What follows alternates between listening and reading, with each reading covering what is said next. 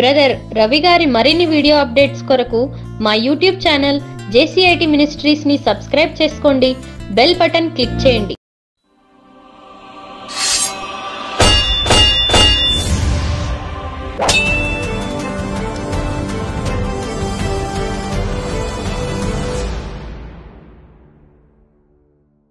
మమ్మల్ని మిక్కిలిగా ప్రేమించిన మా గొప్ప తండ్రి, మహోన్నతుడ, సర్వోన్నతుడ, మీ ఘనమైన ఉన్నతమైన నామమునకు స్తోత్రములు.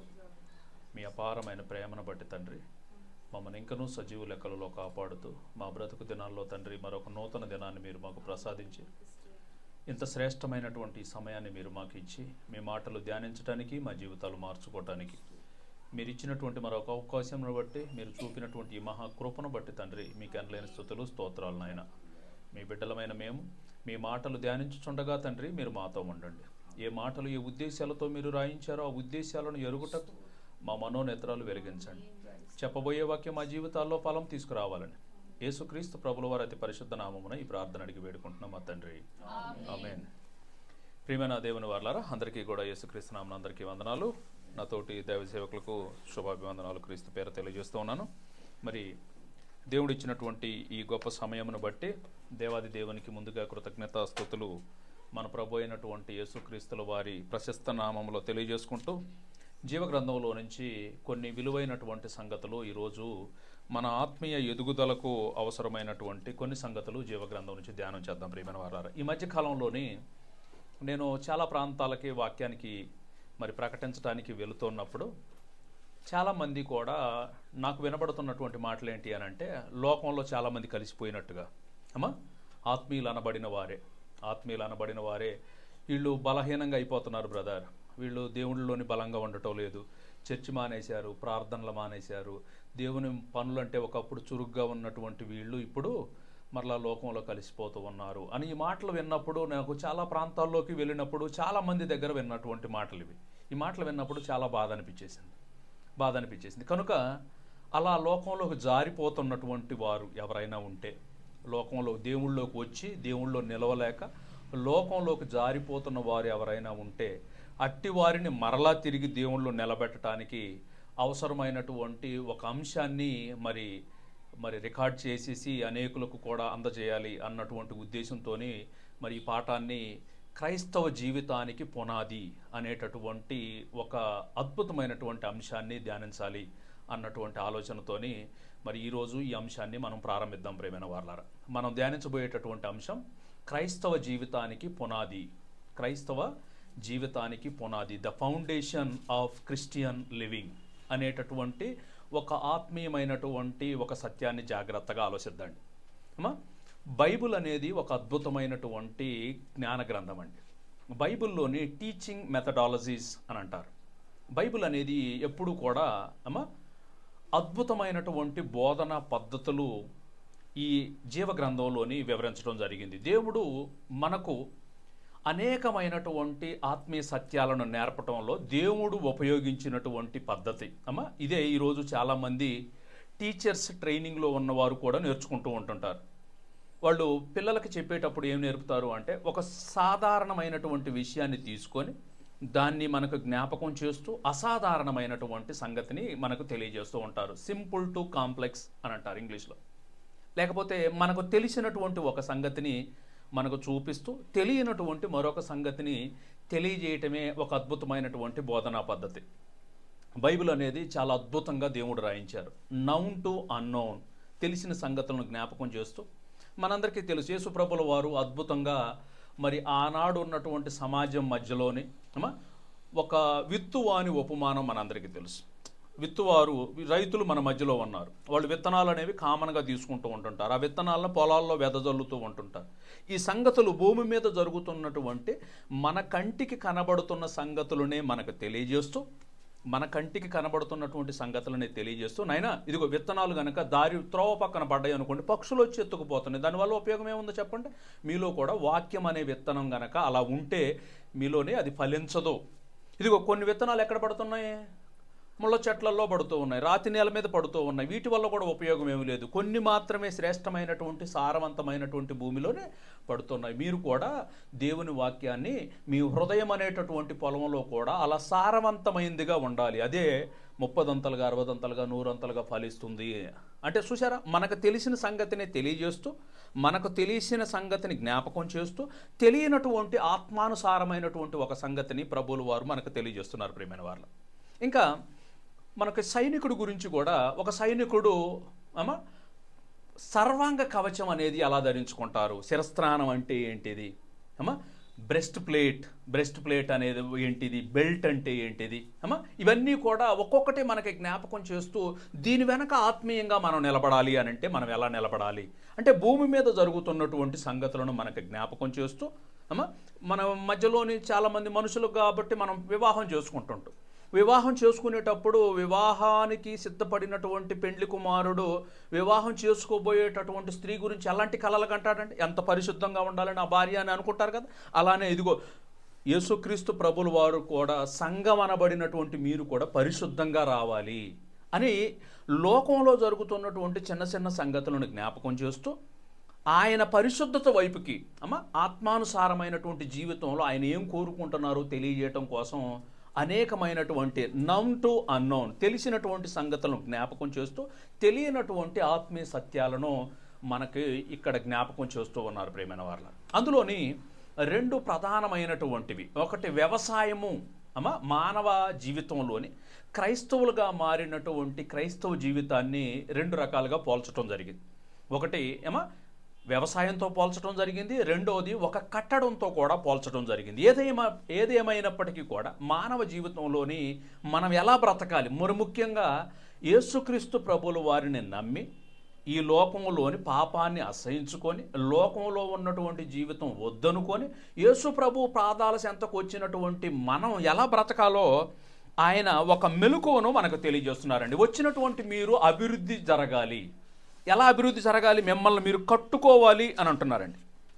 యోధా పత్రికలోని ప్రకటన గ్రంథానికి ముందున్నటువంటి యోధా పత్రికలోని ఒక అద్భుతమైనటువంటి సంగతిని మరి దేవుడు ఇక్కడ మనకు రాయిస్తున్నారండి. 1వ అధ్యాయం ఉంటుంది కదా, 20వ వచనం నుంచి కొన్ని మాటలు చూద్దాం ప్రేమైన. 20వ వచనం నుంచి యోధా పత్రిక 1వ అధ్యాయము 20వ వచనం నుంచి, ప్రియులారా మీరు విశ్వసించు అతి పరిశుద్ధమైన దాని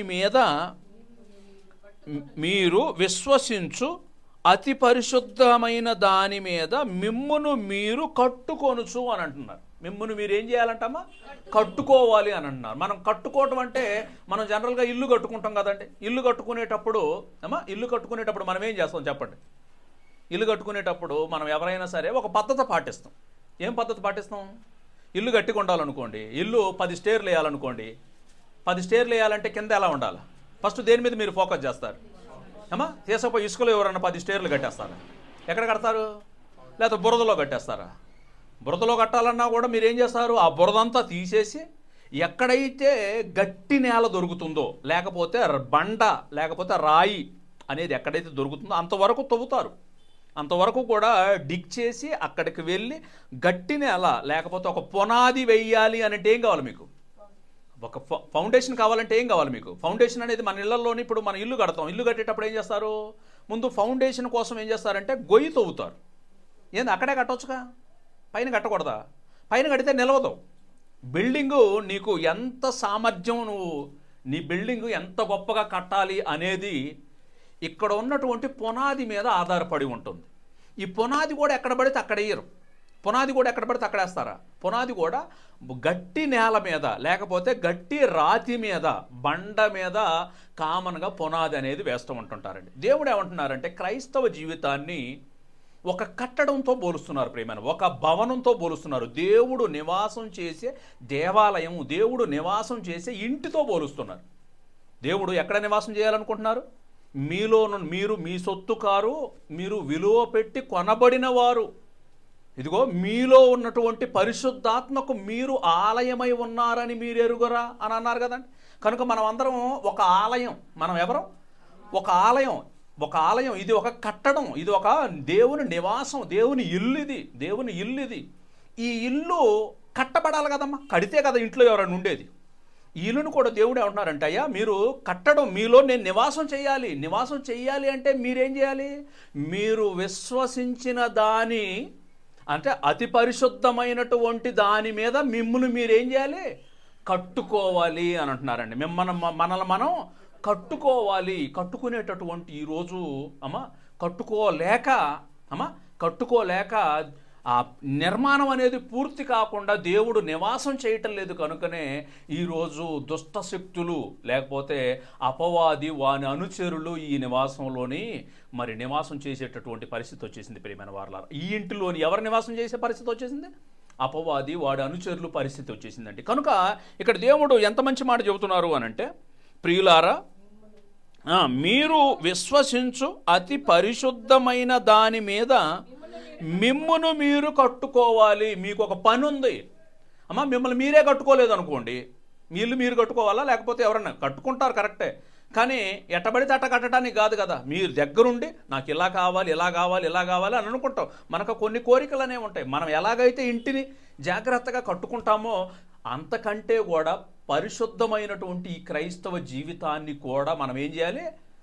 అతి పరిశుద్ధమైన దాని మీద మనం కట్టుకోవాలి అని అంటున్నారండి. ఆ కట్టుకునేటటువంటి దానిలో మనం ఏమేమి ఉండాలంట? పరిశుద్ధాత్మలో ప్రార్థన చేయుచు నిత్య జీవార్థమైన మన ప్రభువుకు యేసుక్రీస్తు కనికరము కొరకు కనిపెట్టుచు దేవుని ప్రేమలో నిలుచున్నట్లు అని అన్నారండి. ఈరోజు నిలవలేకపోతున్నారు అని అంటే అర్థం ఏంటిదమ్మా? లోకంలో ఎందుకు పడిపోతున్నారు? ఎందుకంటే సరిగ్గా కట్టుకోవటం లేదు వీళ్ళు. అసలు ఎక్కడ కట్టాలి, ఎలా కట్టుకోవాలి, తమ జీవితాలను క్రైస్తవ్యంలోకి వచ్చినటువంటి తమ జీవితాలను ఎలా కట్టుకోవాలి, ఎక్కడ కట్టుకోవాలి, అసలు కట్టుకోవటం అంటే ఏంటి అనేది అర్థం కాలేదండి. These are all the basics Christian లైఫ్కి. ఇది ఏమంటే మూలపాఠాలు. ఇవి మూలపాఠాల దగ్గరే ఇక్కడే ఫెయిల్ అయిపోయారు. కనుకనే అలా వచ్చేస్తున్నారు. అలా ఉద్రేకంలో లోపల క్రైస్తవ్యంలోకి వచ్చేస్తున్నారు. ఇలా వచ్చి కొంత సమయం గడవక మునిపే వీళ్ళు మరలా తిరిగి ఎక్కడికి వెళ్ళిపోతున్నారు? లోకంలోకి వెళ్ళిపోతున్నారు. ప్రియమైన వారలా, కనుక ఖచ్చితంగా కూడా క్రైస్తవ్యంలోకి వచ్చినటువంటి మనల్ని మనం ఏం చేయాలి?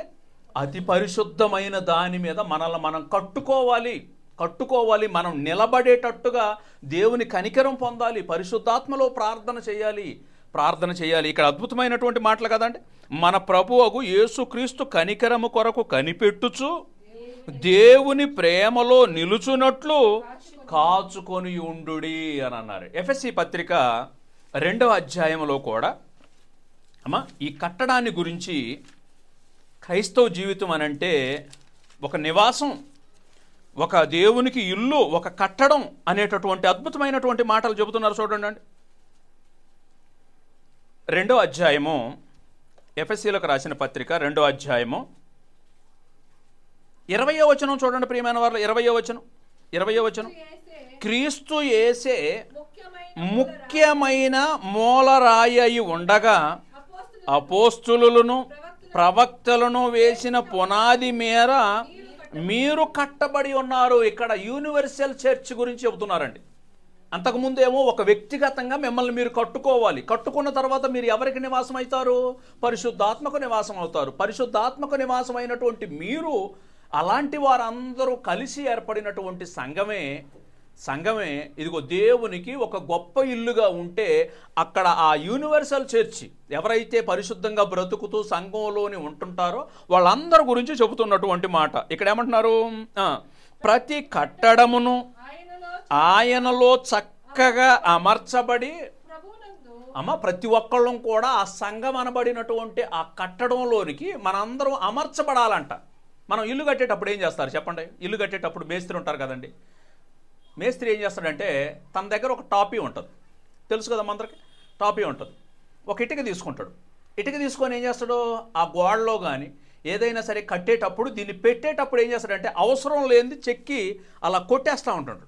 కొట్టేసినప్పుడు ఫిట్ అయింది అనుకోండి, సరిపోయింది అనుకోండి, సరిపోతే ఏం చేస్తాడో దీన్ని వాడతాడు. సరిపోలేదనుకోండి ఏం చేస్తాడో తీసి పక్కకి ఇసిరేస్తాడు.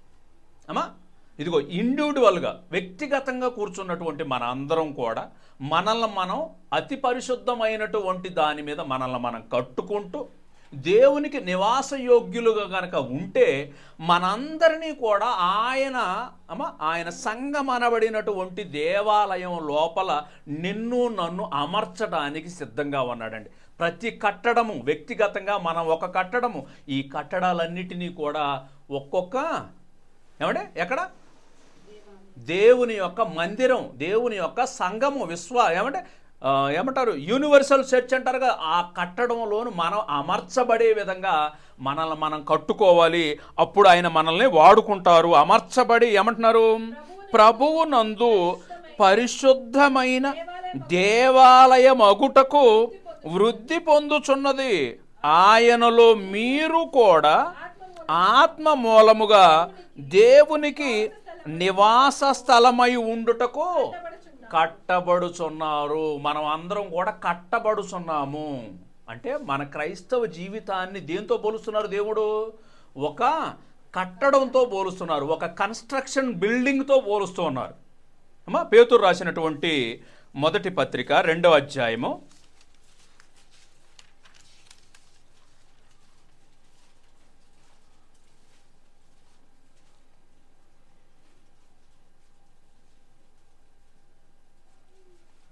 2వ అధ్యాయం 4-5 వచనాలు చూడండి అమ్మా. 4-5 వచనాలు. మనుష్యుల చేత విసర్జింపబడినను దేవుని దృష్టికి ఏర్పరచబడినదియు అమూల్యమును సజీవమునైన రాయి అగు ప్రభువునొద్దకు అని అన్నారండి. యేసు ప్రభులు వారిని దేంతో పోలుస్తున్నారు ఇక్కడ?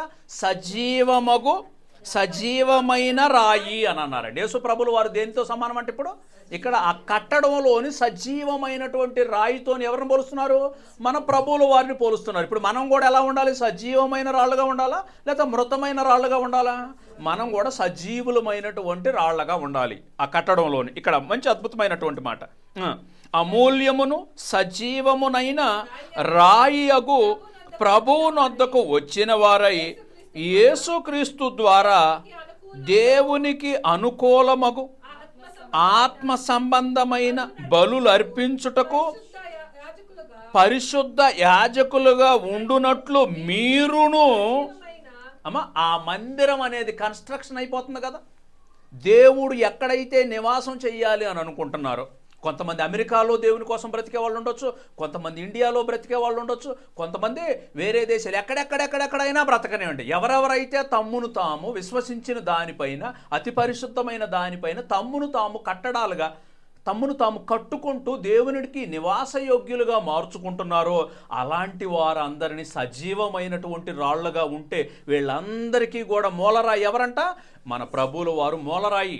మన ప్రభువుల వారు మూలరాయి. ఆ మూలరాయి అయినటువంటి యేసు ప్రభువుల వారు ఇదిగో ఆ కట్టడానికి ప్రథమమైనటువంటి రాయి అయితే ఆ కట్టడంలోని, ఆ మందిరంలోని నిన్ను నన్ను కూడా చేర్చి ఈ మందిరమే పరలోకానికి చేరేటటువంటి సజీవమైనటువంటి రాళ్ళు. ప్రియమైన దేవుని పిల్లలారా, కనుక ఏమంటున్నారండి? మంచి మాట, మీరును సజీవమైన రాళ్ల వలె ఉండి ఆత్మ సంబంధమైన మందిరముగా కట్టబడుచున్నారు. ఎంత మంచి మాట చెబుతున్నారు చూసారండి. కనుక మనం కట్టబడాలి. అతి పరిశుద్ధ దానిపైన మనల్ని మనం కట్టుకోవాలి. అసలు కట్టుకోవాలి అని అంటే అసలు మనకి ఏమేం కావాలి అనేది మనకు తెలియాలండి. కొరింథీయులకు రాసినటువంటి మొదటి పత్రికలోని అసలు మనకు ఫస్ట్ ఏ కట్టడమైనా కట్టాలి అని అంటే ఏం కావాలి చెప్పండి? ఫస్ట్ దేంతో మొదలు పెడతారు? ఏ బిల్డింగ్ అయినా సరే స్టార్ట్ చేయాలి అని అంటే దేంతో మొదలు పెడతారు? పునాదితో మొదలు పెడతారు. దేంతో మొదలు పెడతారమ్మా? పునాదితో మొదలు. Very good. ఎక్కడ మొదలు పెడతారు? పునాది గట్టిగా ఉండాలి. మీరు 20 స్టేర్లు బిల్డింగ్ వేయాలనుకోండి, పునాది ఎంత లోతుకు తోవాలి?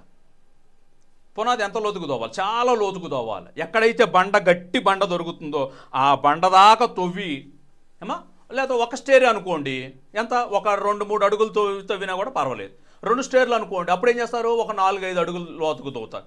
లేకపోతే ఒక 10 స్టేర్లు అనుకోండి, కిందకి ఏమైపోతుంటుంది? నువ్వు ఎంత బిల్డింగ్ కట్టాలో, ఎంత వెడల్పు కట్టాలో, లేకపోతే ఎంత ఎత్తు కట్టాలో ఆ బిల్డింగ్, ఆ కట్టడం అనేది కూడా కట్టడం అనేది కనుక ఎంత బలంగా ఉండాలి, ఎంత గొప్పగా కట్టబడాలో దేన్ని బట్టి ఉంటుంది? దాని పునాదిని బట్టి ఉంటుంది. Very good. దాని పునాదిని బట్టి ఉంటుంది. క్రైస్తవ జీవితాన్ని కూడా దేవుడు ఇదే మాట అంటున్నారండి. క్రైస్తవ జీవితం కూడా మీరు బలంగా దేవుళ్ళో నిలబడాలి అని అనుకుంటున్నారా? మీరు దేవుళ్ళో బలంగా ఏమంటే విస్తారంగా మీరు ఫలించాలి, ఇదిగో ఒక గొప్ప కట్టడంగా మీరు మారాలి అని అనుకుంటున్నారా? మారాలి అని అంటే మీ పునాది కూడా ఎలా ఉండాలి? గట్టిగా ఉండాలండి. మన పునాది కూడా ఎక్కడ ఉండాలి? గట్టిగా ఉండాలి. ఆ పునాది ఎక్కడేయాలి? అసలు ఆ పునాది ఎవరు? పునాది అనంగంలోనే అమ్మ మన క్రైస్తవ్యంలోనే 2 అర్థాలు వస్తున్నాయండి, 2 సమాధానాలు వినపడుతుంటాయి. చాలామంది పేతురు గారు క్రైస్తవ సంఘానికి పునాది అనేవాళ్ళు ఉన్నారు, కాదు పునాది అపోస్తులందరూ పునాది అనేవాళ్ళు ఉన్నారు. ఏమంటే అందరూ కూడా క్రైస్తవులందరికీ ఒకే ఒక పునాది, ఆ పునాది యేసు ప్రభుల వారు. అమ్మ బాగా వినాలి. ఎవరంట? ఆ పునాది యేసు ప్రభుల వారు. యేసు ప్రభుల వారు కాకుండా ఇంకెవ్వరూ మనకు పునాది లేదు.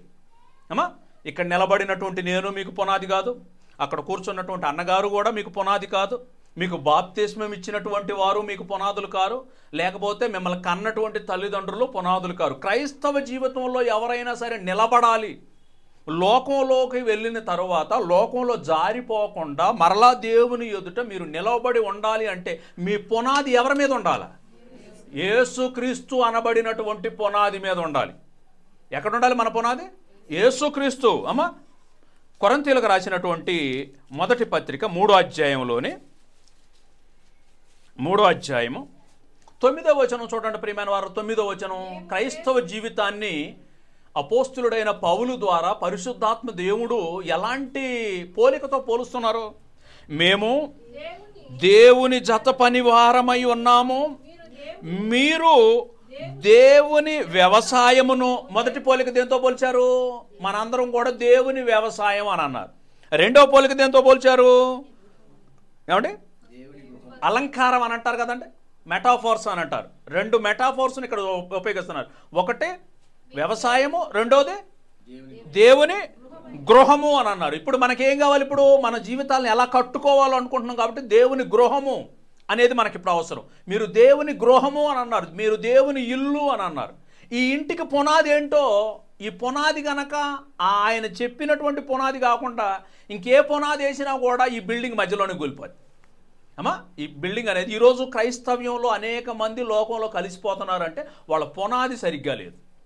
అమ్మా వాళ్ళ పునాది సరిగ్గా లేదు. ఆ పునాది ఎవరంట? 10వ వచనం, దేవుడు నాకు అనుగ్రహించిన కృప చొప్పున నేను నేర్పరి అయిన శిల్పకారుని వలె పునాది వేసి తిని, మరి ఒకడు దాని మీద కట్టుచున్నాడు. ప్రతివాడును దాని మీద ఎలాగో కట్టుచున్నాడో జాగ్రత్తగా చూసుకొనవలెను. వేయబడినది తప్ప మరొక పునాది ఎవడును వేయనేరడో. వేయాల్సిన పునాదే వేయాలి. ఆ పునాది కాకుండా ఇంకా వేరే ఏ ఫౌండేషన్ వేసినా, ఏ పునాది వేసినా కూడా ఆ ఇల్లు నిలవదు, కుప్పగూలిపోతూ ఉంది అని అంటున్నారండి. అమ్మా కుప్పగూలిపోతూ ఉంది. ఆ పునాది ఎవరంట?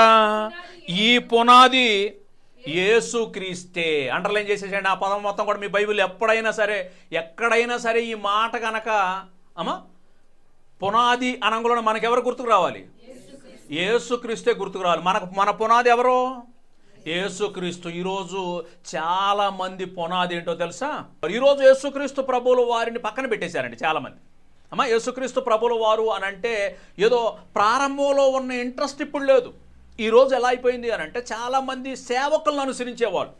అమ్మా ఈరోజు చాలామంది ఏం చేస్తున్నారు అంటే, ఇదిగో మా అన్న చెప్పిందే మాకు వేదం, ఆయన ఏది చెప్పినా అది రైటే, బైబిల్లో ఇది ఇలా రాసి ఉంది కదా అని అంటే మాకు అది ఉంటే మాకెందుకులే, ఆయనకి తెలియదా? మరి అలాంటప్పుడు ఈ బైబిల్ మన చేతుల్లో ఎందుకంటే చెప్పండి. వీళ్ళ పునాది అంతా కూడా ఎక్కడికి వెళ్ళిపోయింది? యేసు ప్రభువును దాటేసి యేసు ప్రభువును పునాదిగా ఉండవలసినటువంటి వీళ్ళు దాన్ని పక్కన పెట్టి ఇప్పుడు దేని మీద ఆధారపడుతున్నారు? లోకంలో ఉన్నటువంటి మరొక వ్యక్తి మీదకి పునాది షిఫ్ట్ అయిపోయింది. కాబట్టి ఈ పునాది నిలవదు, ఎక్కువ కాలం నిలవదు. ఇది ఒకవేళ నిలిచినా సరే దేవుడు నివాసం చేసేటటువంటి నివాసం అయితే కానే కాదు. ఇది నిలవదు, రెండోది వచ్చేసరికి ఇది దేవుడు నివాసం చేసే దేవుని ఇల్లు అయితే మాత్రం కానే కాదు ప్రియమైన దేవుని. అందుకోసమే వీళ్ళు లోకంలో 4 రోజులు మంచిగా ఉంటుంటారు, ఆ తర్వాత మరలా తిరిగి ఎక్కడికి కలిసిపోతుంటుంటారు. వీళ్ళు ఖచ్చితంగా కూడా లోకంలోనికి జారిపోతారు. ఎందుకంటే ఈ కట్టడం నిలబడటం లేదు, పునాది అసలైనటువంటి పునాది లేదు. ఈ పునాదిని ఎలా వేసుకోవాలి? ఇప్పుడు మనం పునాది అంటే అర్థమైంది, ఇప్పుడు మనల్ని మనం కట్టుకోవాలి అన్న సంగతి అర్థమైంది. మనం ఒక కట్టడంగా, దేవునికి మందిరంగా, దేవునికి ఆలయంగా మనల్ని మనం కట్టుకోవాలి. మనం విశ్వసించిన దానిపైన, అతి పరిశుద్ధమైనటువంటి దానిపైన మనల్ని మనం కట్టుకోవాలన్న సంగతి అర్థమైంది. ఆ కట్టడం కూడా దేని మీద కట్టాలి? యేసుక్రీస్తు అనబడినటువంటి పునాది మీద. ఎక్కడ? యేసుక్రీస్తు అనబడినటువంటి పునాది మీద కట్టుకోవాలి అని అర్థమైంది. మరి దీన్ని ఎలా కట్టుకోవాలి అమ్మా? ఒక సంఘటనను బైబిల్లో నుంచి ఎలా కట్టుకోవాలో దేవుడే రాయించినటువంటి ఒక అద్భుతమైనటువంటి సంగతి చూద్దాం ప్రియమైన వారలారా. మత్తయి సువార్త 16వ అధ్యాయంలో జరిగినటువంటి ఒక సంగతి అండి అమ్మా. ఈ మాటల్ని చాలామంది అపార్థం చేసుకొని పునాది యేసు ప్రభు కాదు, ఎందుకంటే ఆ వచనం దొరకాలి అసలు వాళ్ళకి. మన పునాది ఎవరమ్మా? యేసుక్రీస్తు ప్రభుల వారు. యేసుక్రీస్తు ప్రభుల వారే మన పునాది. మనకి ఎవరైతే యేసుక్రీస్తు ప్రభుల వారిని పునాదిగా కలిగి ఉంటారో వారు ఏమంటే దేవుని నివాసంగా మరల్చబడతారు, దేవుని నివాసంగా ఏమంటే అవి అలా కట్టబడతారు. ఈ పునాదిని మనం ఎలా వేసుకోవాలి అని అంటే, ఒక పునాది గురించి ఇక్కడ యేసు ప్రభుల వారి కాలంలో జరిగినటువంటి, శరీరధారిగా ఉన్నప్పుడు జరిగినటువంటి ఒక అద్భుతమైనటువంటి సంగతి ఇక్కడ రాయటం జరిగిందండి. 16వ అధ్యాయము 13వ వచనం నుంచి చూద్దాం ప్రియమైన వారు. 13వ వచనం నుంచి, యేసు ప్రభువుల వారు ఫిలిప్పుదైన కైసరియా ప్రాంతములకు వచ్చి, యేసు ప్రభువుల వారు ఎక్కడికి వచ్చేసారు? ఒక ప్రాంతానికి వచ్చారు. ఆ ప్రాంతం పేరు ఫిలిప్పుదైనటువంటి కైసరియా అమ్మ. కైసరియా అనేటటువంటి ఆ ప్రాంతానికి వచ్చేసారు. వచ్చిన తర్వాత యేసు ప్రభువుల వారు శిష్యులను అడుగుతున్నారండి. ఏమంటున్నారు? మనుష్య కుమారుడు ఎవడని జనులు చెప్పుకొనుచున్నారని తన శిష్యులను అడగగా, అయ్యా నా గురించి జనం ఏమనుకుంటున్నారు అని అడిగారండి. ఏమడిగారు? నా గురించి జనం ఏమనుకుంటున్నారు అని అన్నారు. జనం మధ్యలో మనం వెళ్తూ ఉన్నాము, మరి చచ్చిపోయిన వాళ్ళని లేపినాము, కుష్ఠరోగులను బాగు చేస్తున్నాము, కళ్ళు లేని వారికి కళ్ళు ఇస్తున్నాము, తిండి లేని వారికి తిండి పెడుతున్నాము, జనమే తండోపతండాలుగా వస్తున్నారు. వీళ్ళందరి ఫీలింగ్ ఏంటి నా గురించి? అసలు వాళ్ళు నా గురించి ఏమనుకుంటున్నారు అని అన్నారు. అన్నప్పుడు ఇక్కడ మీరు బాగా గమనించి, ఎవరితో మాట్లాడుతున్నారమ్మా యేసుప్రభుల వారు? యేసుప్రభు తన శిష్యులతో మాట్లాడుతున్నారు. ఇప్పుడు యేసుప్రభుల వారి గురించి శిష్యులకు తెలుసా తెలియదు? అప్పటికి ఏమని తెలుసు? యేసుప్రభుల వారు నజరేతు వాడన్న సంగతి తెలుసు. వాళ్ళ అమ్మ ఎవరు? మరియమ్మ అన్న సంగతి కూడా తెలుసు. వాళ్ళ నాయన ఎవరు? యోసేపు అన్న సంగతి కూడా తెలుసు. వాళ్ళ దేవురు నజరేతు అన్న ఊరు సంగతి కూడా తెలుసు. ఈ డీటెయిల్స్ అయితే ఆల్రెడీ అందరికీ తెలుసు. వీళ్ళకి తెలుసా తెలియదమ్మా? అందరికీ తెలుసు. ఇప్పుడు యేసు ప్రభువు ఎవరికి తెలుసు అంటే, వాళ్ళ నాన్నగారు ఏ పని చేసేవాళ్ళు? వడ్రంగి పని చేసేవాడు. యేసు ప్రభు అనంగంలోనే మనకేం, ఇప్పుడు వీళ్ళకేం తెలిసాలి? యేసు ప్రభు వడ్రంగి, ఆయన కొడుకు, ఈయన నజరేతులో పెరిగాడు, వీళ్ళ అమ్మ పేరు మరియమ్మ, ఈయనకి కొంతమంది తమ్ముళ్ళు చెల్లెలు కూడా ఉన్నారన్న సంగతి, ఈ డీటెయిల్స్ అన్నీ ఎవరికి తెలుసు? శిష్యులందరికీ తెలుసు. యేసు ప్రభుల వారు ఆ శిష్యుల దగ్గరకు వచ్చి, అయ్యా నా గురించి జనం ఏమనుకుంటున్నారు అని అడిగితే, జనం ఏమనుకుంటున్నారో శిష్యులు చెబుతున్నారండి. ఏమని చెబుతున్నారు? అప్పుడు వారు కొందరు బాప్తిస్మమిచ్చి యోహాను అని అనుకుంటున్నారంట. కొందరు ఏమనుకుంటున్నారంట? ఆ బాప్తిస్మమిచ్చి యోహాను తల నరికేశారు కదా, ఆ నరికేసిన తర్వాత మరలా తిరిగి అదే వ్యక్తి మరలా ఇక్కడ వచ్చాడేమో అని కొంతమంది అనుకుంటున్నారంట. రెండవది, కొందరు ఏలియా అని, కొందరు ఏలియా అనుకుంటున్నారంట, మరి కొంతమంది ఇర్మియా అనుకుంటున్నారంట, ఇంకో కొంతమంది ఈయన కూడా ఒక ప్రవక్తేలే అనుకుంటున్నారు. ఈరోజు ముస్లిం సహోదరులు ఎలాగైతే అనుకుంటున్నారో వాళ్ళల్లోనే ఏమనుకుంటున్నారంట? ఈయన కూడా ప్రవక్తలలో ఒక ప్రవక్తేమోలే అని అనుకుంటున్నారంట. ప్రవక్తలలో ఒక ప్రవక్త అనుకుంటున్నారంట. ఈ మాటలు వినగానే యేసు ప్రభులు వారు ఏం చేశారు అని అంటే, అందుకు ఆయన వాళ్ళ గురించి పక్కన పెట్టండి అబ్బాయి, వాళ్ళ గురించి మీరు పక్కన పెట్టేసి, ఇప్పుడు మీరేమనుకుంటున్నారో నాకు కావాలి. ఇప్పుడు అసలు ఇన్ని రోజులు ఎక్కువగా ఎవరికి తెలుసు? యేసు ప్రభులు వారు ఏకాంతంగా గడిపింది వీళ్లతోనే. లోకానికి, జనానికి చెప్పనటువంటి ఎన్నో సంగతులు వీళ్ళకి తెలుసు. యేసు ప్రభుల వారు సముద్రం మీద వెళుతూ ఉంటే సముద్రం అలలతో నిండిపోయి ఆయన అమరమున ఆ ధోని యొక్క అమరమున పడుకొని ఉంటున్నప్పుడు వాళ్ళందరూ భయపడి, అయ్యా మరి ఈ సముద్రం అంతా కూడా ఉప్పొంగిపోతుంది, తుఫాన్లో మేము నాశనం అయిపోయేలాగా ఉన్నాం, నీకు చింత లేదా ప్రభువా, మమ్మల్ని కాపాడవా అని అంటే వెంటనే దేన్ని గద్దించారు? సముద్రాన్ని గద్దించారు. సముద్రాన్ని గద్దించి గాలిని నెమ్మలపరిచి దాన్ని నిశ్శబ్దంగా ఊరుకో అనంగంలోనే ఇటుపక్క గాలి, అటుపక్క సముద్రము రెండు లోబడిని. ఈ సంగతి జనాలకి తెలుసా? వీళ్ళకి తెలుసా? వీళ్ళకే తెలుసు అన్నమాట. అమ్మా వీళ్ళకే తెలుసు, వీళ్ళకి చాలా తెలుసు. సముద్రం మీద నీళ్ళ మీద నడిచి వచ్చేటప్పుడు ఎవరు చూశారు స్వయంగా? వీళ్ళు చూశారా లేకపోతే జనం చూశారా? శిష్యులే చూసేశారు. అంటే శిష్యులకి యేసు ప్రభువుల వారి గురించి ఒక స్పెషల్ ఇంకొకరు ఎక్కువగా తెలిసి ఉండాలి.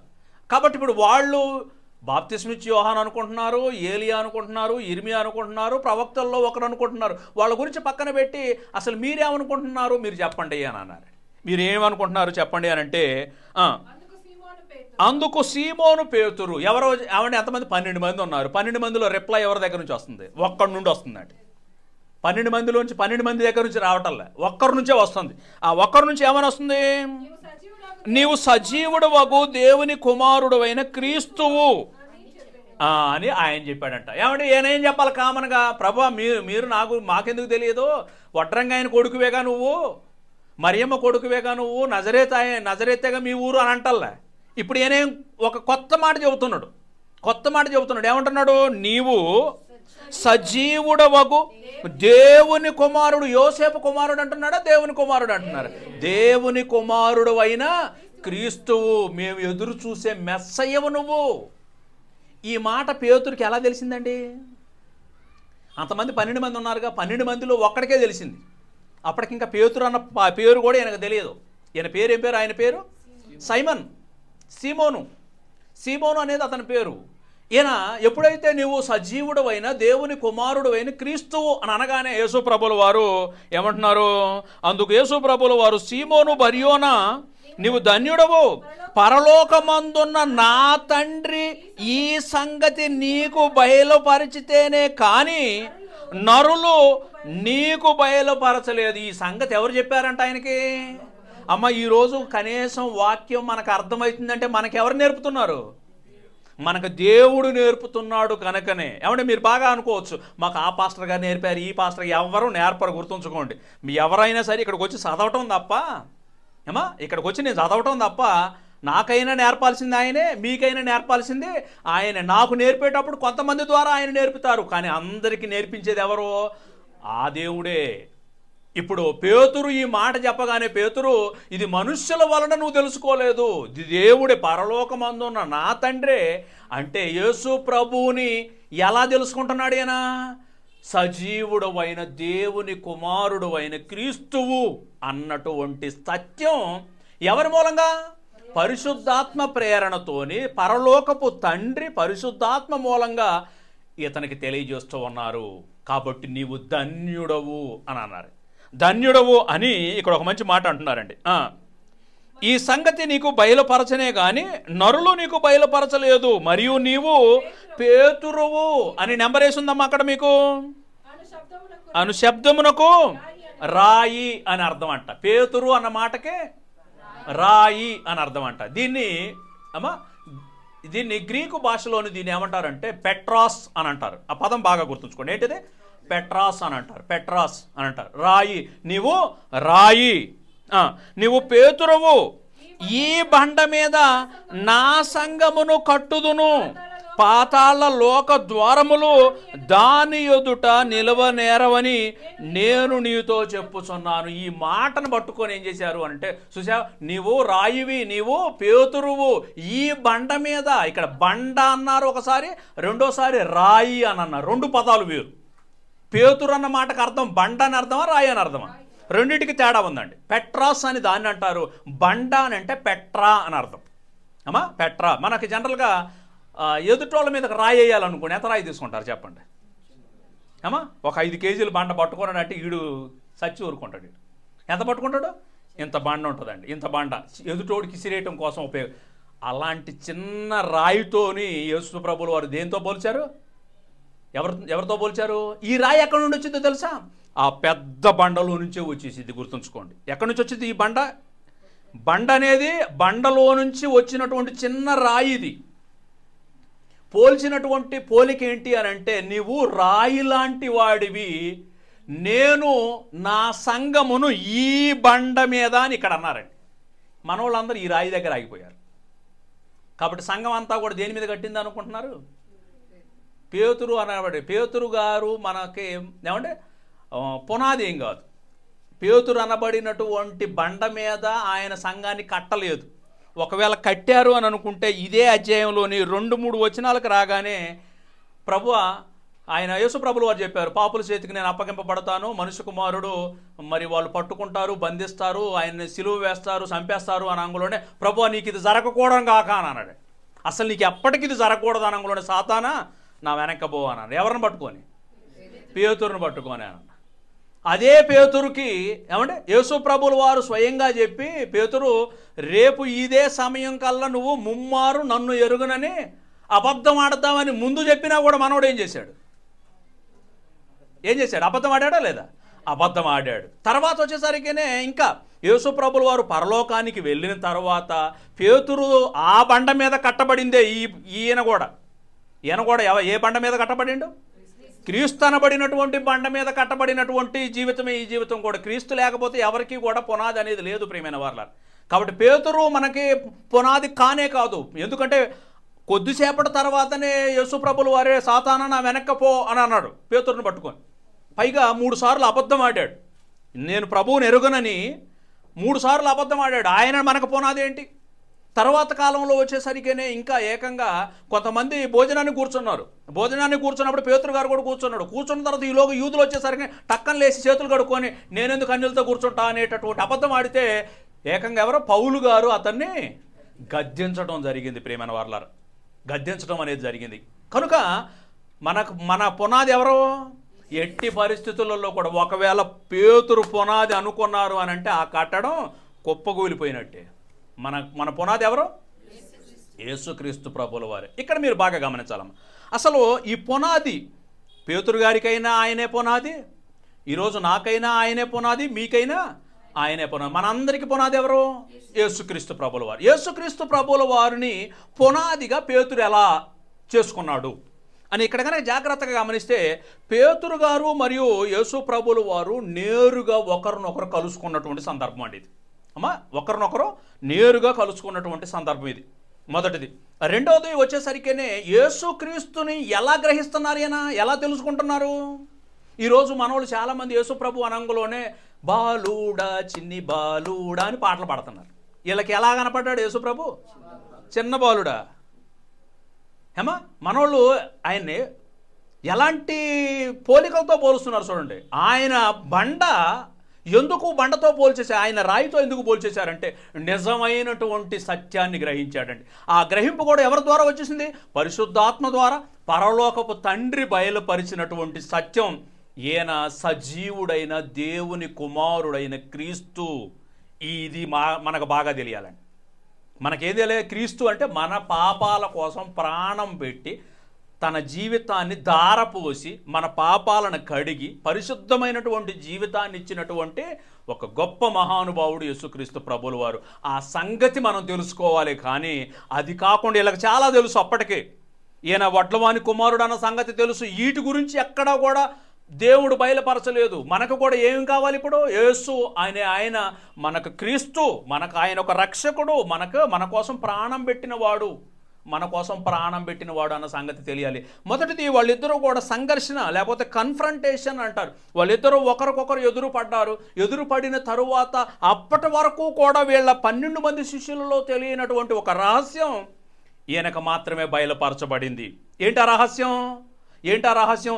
నీవు సజీవుడు అయిన దేవుని కుమారుడవు.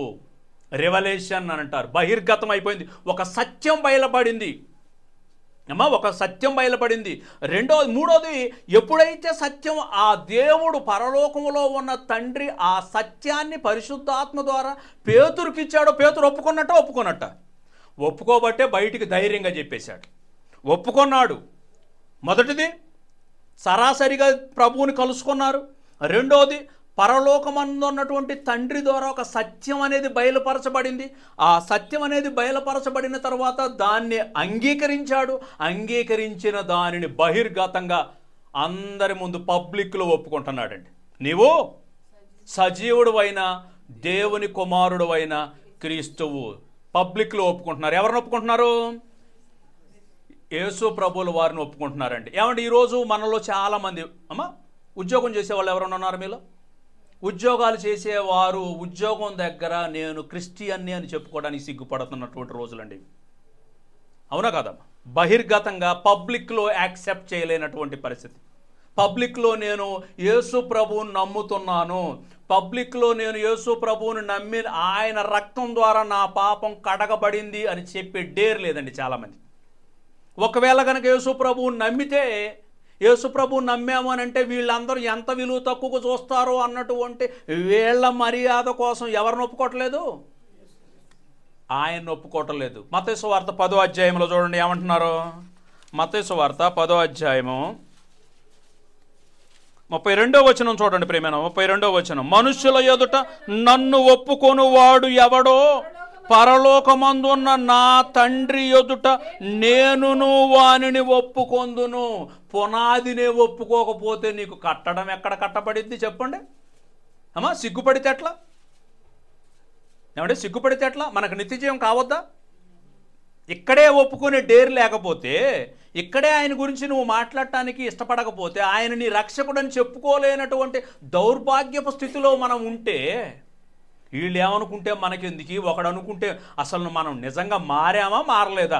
మారాము అన్న సంగతి గనక నిజంగా గనక అనుకుంటే, మన పునాది క్రీస్తు అయితే ఆ పునాది గురించి ప్రపంచం ఎదుట ఒప్పుకోవలసినటువంటి పరిస్థితి ప్రియమైన వారు. ఒకవేళ ఒప్పుకోకపోతే, పేతురు ఒప్పుకున్నాడండి, నీవు సజీవుడువైన దేవుని కుమారుడువైన క్రీస్తువు అన్న నిజాన్ని ఒప్పుకున్నాడు. అందరి ముందు చెబుతూ ఉన్నారండి, అందరి ముందు చెబుతున్నారు. నీ జీవితంలో కూడా ప్రియమైన సహోదరి సహోదరుడు ఎక్కడ కూడా సిగ్గుపడొద్దు. యేసు ప్రభువు నమ్మాము అని అంటే కులం తక్కువ వారు అని అనుకుంటారేమో, లేకపోతే వీళ్ళు లేకపోతే లోకంలోని వేరే క్యాస్ట్ అనుకుంటారేమో, ఏదైనా అనుకోనివ్వండి.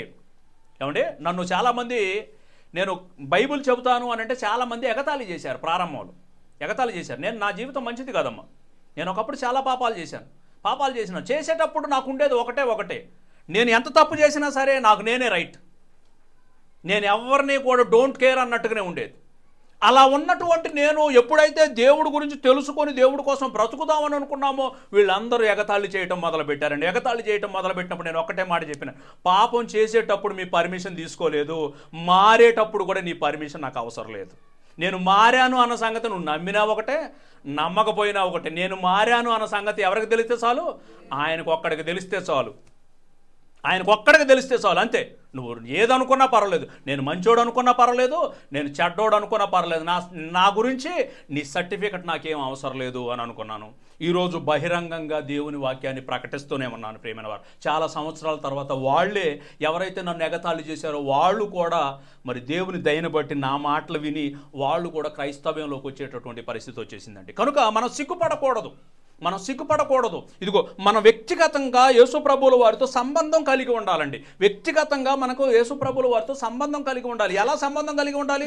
ఆయన ఆ రోజు భౌతికంగా ఆయన పేతురు గారు యేసు ప్రభువుల వారిని నేరుగా కలుసుకున్నారు. ఈరోజు వాక్య రూపంలో ఉన్నటువంటి ఈ క్రీస్తును మనం హత్తుకోవాలి ప్రియమైన దేవుని పిల్లలారా. యేసు ప్రభువుల వారు అనంగంలోనే యేసు ప్రభువుల వారు అనంగంలో వాక్యం కూడా ఎవరు? యేసు ప్రభువుల వారి. ఆది యందు వాక్యం ఉండెను, వాక్యము దేవుని యొద్ద ఉండెను, వాక్యము దేవుడై ఉండెను. 14వ వచనానికి రాకుండా ఆ వాక్యమే శరీరధారి అయి మన మధ్య కృపా సత్య సంపూర్ణుడుగా మన మధ్య నివాసం చేసెను అని ఉంది. యేసు ప్రభుల వారే ప్రియమైన వారు. యేసు ప్రభులో పునాది గట్టిగా ఉండాలి అని అంటే నువ్వు ఎవరితో సమయం ఎక్కువ గడపాలా? పునాది వేయటానికే ఎక్కువ సమయం కావాలండి. పునాది గట్టిగా పడాలి అని అంటే నీ సమయం అంతా కూడా దేని వైపు ఉండాలి? ఇదిగో ఈ పునాది వైపుకే ఉండాలి. ఈరోజు సమయం అనేది దేవునికి కేటాయించేటటువంటి పరిస్థితి లేదు. ఎవరో ప్రసంగం చెబితే వినడానికి ఇష్టపడుతున్నారు, కానీ నేను కూడా చదువుదామన్న ఆశ కలిగిన వారు ఎంతమంది ఉన్నారండి? ఏమంటే అదేమనంటే యూట్యూబ్లో ఈయన వాక్యం కాకపోతే ఆయన వాక్యం, ఆయనగా వాక్యం కాకపోతే ఈయన వాక్యం, అది కూడా ఈరోజు దరిద్రమైనటువంటి పరిస్థితి ఏంటో తెలుసా? గంట సేపు వాక్యం కనుక రికార్డ్ చేసి పెడితే ఎవడ వెంటల్లా, ఒక్క నిమిషం చేసి మరి పెట్టరాదండి బ్రదర్ అంటున్నారు. ఒక్క మెతుకు తిని నువ్వు బతకరాదు అని అంటే మనం బతుకుతారా? వీళ్ళు తిండి అయితేనేమో పల్లెలు కావాలి, వాక్యం వచ్చేసరికేనే ఒక్క నిమిషం చెప్పరాదు బ్రదర్, 2 నిమిషాల వీడియో కట్ చేసి పెట్టరాదా బ్రదర్ అంటున్నారు. ఇలాంటి వాళ్ళకి పునాది నిలిచిద్దమ్మా? పునాది నిలవదు ప్రియమైన దేవుని పిల్లలారా. మన పునాది యేసుప్రభుల వారు మన పునాది, యేసుప్రభుల వారు. ఆ యేసుప్రభుల వారితోని వ్యక్తిగతమైనటువంటి సంబంధం మనకు కలిగి ఉండాలి. మనకు కలిగి ఉండాలి అని అంటే వాక్యమై ఉన్నటువంటి ఈ దేవుడు, వాక్యమై ఉన్నటువంటి ఈ ప్రభువును మన వ్యక్తిగతంగా ఎంతగా ఆయనతో ఉంటే అంత గొప్ప సత్యాలను మనకు తెలియజేయడం కోసం సిద్ధంగా ఉన్నాడండి. పరలోకంలో ఉన్నటువంటి తండ్రి పేతురుకు ఎందుకంటే పేతురు యేసుప్రభుల వారితో ఎక్కువగా యేసుప్రభుల వారితో ప్రతి సంగతి కూడా ఆయన దగ్గరికి వెళ్ళేది, ప్రతి విషయంలో కూడా ఆయన దగ్గరే ఉండేది. కనుకనే ఆ పరలోకపు తండ్రి పరిశుద్ధాత్మ ద్వారా ఆ కుమారుడైనటువంటి ఆయనే మీరు ఎదురు చూసే మెస్సయ్య అన్నటువంటి సత్యాన్ని బయలుపరిచారు. ఈరోజు వాక్యం అనబడినటువంటి ఈ క్రీస్తు దగ్గర కనుక మనం కూర్చుంటే ప్రియమైన వారల ఆ పునాది మనకు ఏమంటే స్థిరమైపోతూ ఉందండి. పునాది అనేది స్థిరమైపోతుంది. ఇదిగో ఆ పునాది అయినటువంటి యేసుక్రీస్తును మనం ఒప్పుకోవాలి. ఆయన ఏదైతే దేవుడు మనల్ని కోరుకుంటున్నారో ఆ క్రీస్తు మన పాపాల కొరకు ఆయన జీవితాన్ని ప్రాణత్యాగం చేశారన్న సంగతిని మనం జ్ఞాపకం చేసుకోవాలి. దాన్ని మనం ఒప్పుకున్న దాన్ని బహిరంగంగా ప్రకటించుకోవాలి. ప్రకటించుకోవాలి. అమ్మ క్రైస్తవుడుగా క్రైస్తవురాలిగా నువ్వే ఒప్పుకోకపోతే, నువ్వు ఒప్పుకుంటే అందరి ముందు ఎలా ఉంటావు? చాలా భయం కలిగి ఉంటావు అమ్మా. ఎందుకంటే నిన్ను బట్టి ఆయనకి చెడ్డ పేరు రాకూడదు. నిన్ను బట్టి ఏమంటే మనల్ని బట్టి మన సత్క్రియలను చూసి పరలోకమందు ఉన్నటువంటి కన్న తండ్రిని మహిమపరచాలి అని అన్నారండి. కనుక ఇక్కడ ఏమంటున్నారు? మంచి మాట చదవండి మరలా మాట. మనుషుల ఎదుట నన్ను ఒప్పుకొని వాడు ఎవడో పరలోకమందున్న నా తండ్రి ఎదుటను నేను వానిని ఒప్పుకొందును. మనుషుల ఎదుట ఎవడు నన్ను ఎరుగనను వానిని పరలోకమందున్న నా తండ్రి ఎదుట నేనును ఎరుగుదును. ఎరగాలి అని అంటే ప్రభుతోని సరాసరి సంబంధం మనం కలిగి ఉండాలి. తర్వాత వచ్చేసరికినే పరిశుద్ధాత్మలో పరలోకపు తండ్రి మన ప్రభువు గురించి మనకి ఏ సత్యాలనైతే నేర్పుతారో వాటిని తెలుసుకోవాలి. మూడోది దాన్ని అంగీకరించాలి. అంగీకరించిన దానిని బహిర్గతంగా ఒప్పుకోవాలి. ఒప్పుకుంటే మన పునాది ఎలా ఉంటుంది? క్రీస్తును మనం పునాదిగా కలిగిన వారంగా ఉంటాం. ప్రియమైన వారు, పునాది అనేది వచ్చేసింది. ఇప్పుడు ఈ పునాది మీద మరలా ఏం చేయాలి? ఇప్పుడు మనం కట్టుకోవాలి. ఏం చేయాలమ్మా? పునాది మీద కట్టడం మొదలు పెట్టాలి కదా. పునాది యేసు దేవుడు అని వదిలేస్తాడు. పునాది యేసు ప్రభుల వారు. పునాది మీద ఇప్పుడు ఏం చేయాలి? మనం కట్టుకోవాలి. ఇప్పుడు కట్టుకోవాలంటే ఏం చేయాలి? మత్తయి సువార్త 7వ అధ్యాయము 7వ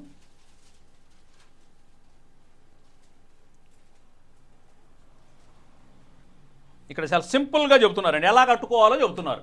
అమ్మా, ఈ కట్టుకోవటానికి ఇష్టపడరు చాలామంది. ఇష్టపడరు కనుకనే లోకంలో కలిసిపోతారు. ఖచ్చితంగా కూడా కలిసిపోతారు. ఇక్కడ ఏమంటున్నారు? 7వ అధ్యాయము మత్తయి సువార్త 7వ అధ్యాయము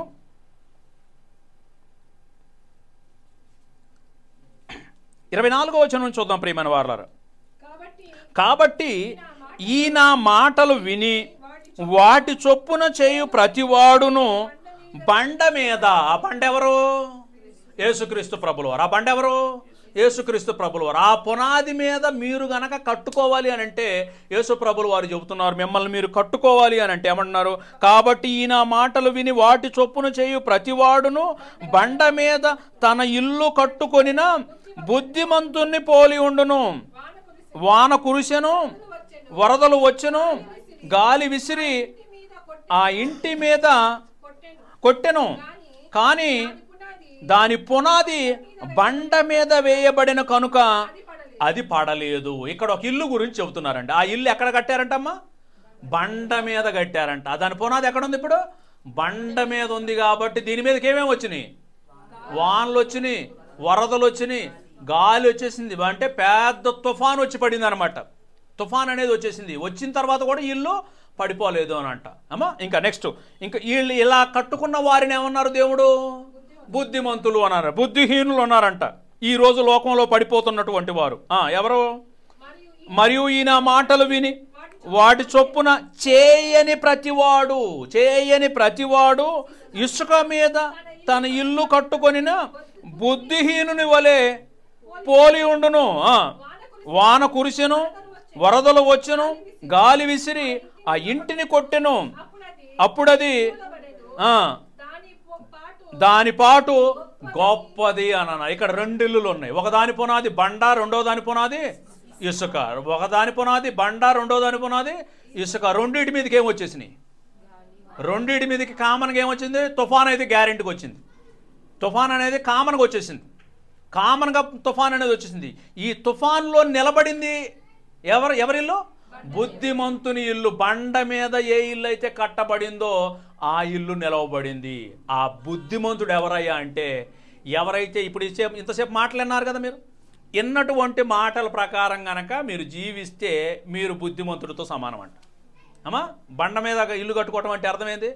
ఇక్కడ వాక్యం వింటాం, ఇంటికి పోయిన తర్వాత మరలా తిరిగి లోకంలో కలిసిపోయామనుకోండి, ఈ మాటలు అయితే వింటున్నారు, ఈ మాటలను ఈ చెవితో వింటున్నారు, ఈ చెవితో వదిలేస్తున్నారు. వినువారుగా ఉండి మిమ్మల్ని మీరు మోసపుచ్చుకోవద్దు. ఎలా ఉండాలి? మీరు వినాలి, వాటి ప్రకారం ప్రవర్తించాలి. వినాలి, వాటి ప్రకారం ప్రవర్తించాలి. వినాలి, వాటి ప్రకారం ప్రవర్తించాలి. ఇల్లు కట్టుకోవటం అంటే అర్థం ఏంటిది? ఇప్పుడు వినడం, వాటి ప్రకారం ప్రవర్తించడం, వినటం, వాటి ప్రకారం ప్రవర్తించుకోవటం, ఇది కట్టడం అంటే ప్రియమైన వాళ్ళ. కనుక కట్టడం అంటే అర్థమైంది కదా. ఇప్పుడు మీకు పునాది ఎవరు? మనకి యేసు ప్రభువు. పునాదిని ఎలా వేసుకోవాలి మనం? పునాదిని బండ మీద వేసుకోవాలి. ఆ బండ ఎవరు? యేసుక్రీస్తు. ఆ పునాదిని మనకు కావాలి అంటే మనం ఏం చేయాలి? ఇదిగో ఆయన ఎవరైతే ఇక్కడ రాయిస్తుందో ఆయన గురించి మనం ఎప్పటికప్పుడు కూడా ఎక్కువ సమయం గడపాలి. వ్యక్తిగతమైనటువంటి సంబంధం కలిగి ఉండాలి. ఆయనతో వ్యక్తిగతమైన సంబంధం కలిగి ఉండాలి. పరలోకపు తండ్రి ఆయన గురించి ఏదైతే మనకు బయలుపరుస్తారో అది తెలుసుకోవాలి. తెలుసుకున్న దాన్ని మనం ఒప్పుకోవాలి. అనేకుల ఎదుట సాక్షిగా నిలబడాలి. అది పునాదిగా వేసుకోవటం అంటే. ఆ పునాది మీద మనల్ని మనం కట్టుకోవటం అంటే అర్థం ఏంటిది? ఇప్పుడు ఆ పునాది గురించి ఏదైతే మాటలు వినిపిస్తున్నారో దేవుడు, ఏ మాటలు అయితే నీకు వినిపిస్తున్నారో వాటిని వినాలి. రెండోది, వాటి ప్రకారం ప్రవర్తించాలి. అప్పుడు మీరు బుద్ధిమంతుని పోలి మీ కట్టడం అనేది దేని మీద కట్టబడుతుంది? మీ ఇల్లు అనేది దేని మీద కట్టబడుతుంది అంటే లోకంలో ఏ శ్రమ వచ్చినా సరే, ఏ కష్టం వచ్చినా సరే, ఏ ఇబ్బంది వచ్చినా, ఏ శ్రమ వచ్చినా సరే మీరు లోకంలో కలిసిపోరన్నమాట. ఎందుకు? మీ పునాది ఎవరు? యేసుక్రీస్తు ప్రభుల వారు. ఆయన కంటే ఎక్కువ కష్టాలండి ఎవరండి అనుభవించింది? మనకు కష్టాలు ఉన్నాయి అసలు నిజంగా చెప్పాలంటే? మనకేం కష్టాలు ఉన్నాయండి? మనం హ్యాపీగా 3 పూట్ల దర్జాగా తింటున్నాం. మనకి సంవత్సరానికి 2 సంవత్సరాలు సరిపోని వెనక ఆస్తులు ఉన్నాయి. ఇన్నున్నా కూడా ఏదో సింత. ఎందుకు? ఎందుకు? 60 సంవత్సరాలు వచ్చేసేసి మేకప్ వేస్తున్నారు అని అంటే ఏమనాలా? అందం పోతుందని లోపల కుమిలిపోతుందంట ఒక ఆమె. 60 సంవత్సరాలు వచ్చిందా అందం పోకపోతే ఇంకేమన్నా మళ్ళీ తిరిగి వచ్చిద్దా? లేకపోతే ఈరోజు యవనంలో ఉన్న వాళ్ళందరూ కూడా అలానే ఉండిపోతారా? దేవుడు ఆయుష్ ఇచ్చింది, కొంతకాలం తర్వాత లోకంలో కలిసిపోతాం కదా. ఈ శరీరం అంతా కూడా మట్టిలోంచి తీసిన శరీరం మట్టిలోకి పోవాలి కదా. అందంగా ఉన్న వాళ్ళందరిని తీసిపోయి మట్టిలో బెటరైంది. కాబట్టి ఈ అనవసరమైనటువంటి లోక సమస్యలలో ఇరుక్కుపోయినటువంటి వారు ప్రియమైన దేవుని పిల్లలు, దేవుని రాజ్యం గురించి, దేవుని ఇంటి గురించి, దేవుని నివాసం గురించి ఎవడో ఆలోచించడు. లోకంలో కలిసిపోతారండి. లోకంలో కలిసిపోతారు. అలాంటి వారి గురించి మనం పట్టించుకోవద్దు ప్రియమైన వారు. కనుక ఇక్కడ లూకా సువార్తలో కూడా 2 మాటలు చెప్పేసి ముగిస్తానమ్మా. లూకా సువార్త 6వ అధ్యాయంలో కూడా 6వ అధ్యాయంలో కూడా ఇదే సంగతిని మరలా రాయటం జరుగుతుంది. చూడండి 46వ వచనం నుంచి, నేను చెప్పు మాటల ప్రకారము మీరు చేయక ప్రభువా ప్రభువా అని నన్ను పిలుచుట ఎందుకు అని అంటున్నారండి. బాగా అర్థం చేసుకోవాలి మనోళ్ళు. ప్రభువా ప్రభువా ప్రభువా నాకు సహాయం చేయి ప్రార్థన చేస్తారు కదండి మనోళ్ళు.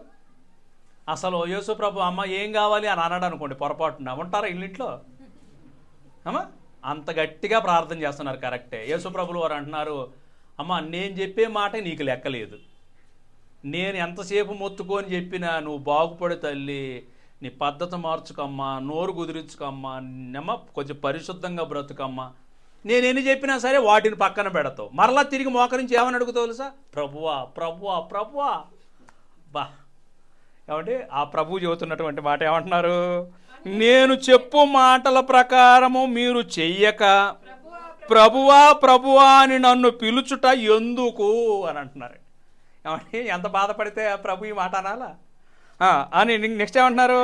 నా యొద్దకు వచ్చి నా మాటలు విని వాటి చొప్పున చేయు ప్రతివాడును ఎవని పోలి ఉండునో మీకు తెలియజేతును. వాడు ఇల్లు కట్టుకొనవలనని ఉండి లోతుగా త్రవ్వి బండ మీద పునాది వేసిన వానిని పోలి ఉండును. పునాది ఎక్కడికి వేస్తున్నాడంటే ఇతను లోతుగా దొవ్వుతున్నాడంట. ఇది మత్తయి సువార్తలో లేనటువంటి ఒక మంచి మాట. మత్తయి సువార్తలో ఈ మాట రాయలేదు. పునాదిని తవ్వటం కోసం ఏం చేస్తున్నాడు? లోతుగా తవ్వుతున్నాడంట. లోతుగా తవ్వేటప్పుడు ఏం చేస్తారు చెప్పండి? పునాది వేయాలనుకోండి ఏం చేయాలి? ఫస్ట్ తవ్వాలి. తవ్విన దాన్ని అక్కడే ఉంచాలి. అక్కడే ఉంచుతారా? తవ్విన దాన్ని ఏం చేయాలి? తీసి అడ్డు రాకుండా, పునాదికి అడ్డు రాకుండా ఉన్న ప్రతి దానిని త్రవ్వాలి. లోతుగా త్రవ్వి అడ్డొచ్చిన ప్రతిదాన్ని తీసి బయటపడేయాలి. అమ్మా, ఆ పునాది అయినటువంటి యేసుక్రీస్తుని చేరటానికి నీకు ఏది అడ్డు వస్తుందో ఒకసారి ఆలోచన చేసుకో. అమ్మా, నీ భర్త అడ్డు వస్తున్నాడా? నీ భార్య అడ్డు వస్తుందా? లేకపోతే లోకంలో ఉన్నటువంటి నీ ఉద్యోగం అడ్డు వస్తుందా? లేకపోతే ఈ టీవీలు అడ్డు వస్తున్నాయా? లేకపోతే సెల్ ఫోన్లు అడ్డు వస్తున్నాయా? ఈ లోకంలో ఎవరో దానికి అడ్డుగా ఉన్నారు? అన్నిటికంటే ముందు ఆత్మానుసారమైనటువంటి జీవితం, ప్రశస్తమైన పరిశుద్ధమైనటువంటి ఆ బండ మీదకి మనం చేరాలి అంటే ప్రియమైన వారలారా, మనల్ని మనం కట్టడి చేసుకోవాలి. మనలో ఉన్నటువంటి చెడ్డ అలవాట్లన్నీ ఒక్కొక్కటి తీసివేస్తేనే ఆ పునాది నీకు కనబడుతూ ఉంది. ఆ పునాది దగ్గరకు నువ్వు చేరుకోగలుగుతావు. ఈరోజు ఆచార వ్యవహారాల్లో మా చర్చి ఇంతేనండి, మా చర్చిలోనే ఒక వాక్యం తెస్తారు, కాసేపు 4 మాటలు చదువుతారు, ఆమేనంటారు, ఆశీర్వాదం ఇస్తారు అని అనుకుంటే నో, ఆచారం పక్కన పడేసేసి అంటరానితనం అండి.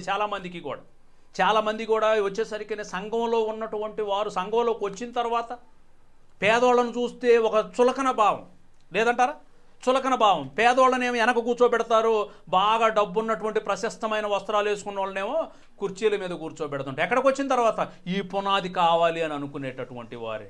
ఈ పునాది నువ్వు తవ్వటం లేదు, పునాది కోసం నువ్వు తవ్వటం లేదు. తవ్వినా కూడా ఏదైతే ఆ పునాదిని చేరడానికి అడ్డుగా వస్తున్నటువంటి ఈ సంప్రదాయాలు, అడ్డుగా వస్తున్నటువంటి ఈ ఆచార వ్యవహారాలు, అడ్డుగా వస్తున్నటువంటి ఈ వివక్షలు, వీటన్నిటినీ గనక తీసివేయకపోతే ప్రియమైన సహోదరి సహోదరుడా, బండ మీద నీ యొక్క ఇల్లు కట్టబడనేరదు, నీ ఇల్లు నిలవదు, లోకంలో ఖచ్చితంగా కూడా జారిపోతావు ప్రియమైన వారలా. కనుక ఏదైతే నీకు అడ్డుగా ఉంటుందో లోతుగా త్రవ్వాడంట, అడ్డం వచ్చిన ప్రతిదాన్ని కూడా తీసి పడేస్తున్నాడంట. మన బండ ఎవరు? యేసుక్రీస్తు. మన పునాది ఎవరు? యేసుక్రీస్తు ప్రభువు వారు. ఆ పునాది కోసం మనం కష్టపడాలి ప్రియమైన వారలా. ఇది ఇప్పటి వరకు కనుక మీ జీవితాలను ఒక్కసారి ఆలోచించుకోండి. నిజంగా కనుక యేసుప్రభుని నమ్మారా మీరు? యేసుప్రభుని నమ్మితే యోహాను సువార్తలోని ఒక మాట చదివి ముగించేస్తానండి. యోహాను సువార్త 14వ అధ్యాయంలోని యేసుప్రభులు వారు, ఆయనే నీ పునాది అనుకుంటే, ఆయనే నీ రక్షకుడు అనుకుంటే, ఆయనే నీకు సమస్తము అని గనక అనుకుంటే, యేసుప్రభుల వారు స్వయంగా ఒక మాట చెబుతున్నారండి. 14వ అధ్యాయము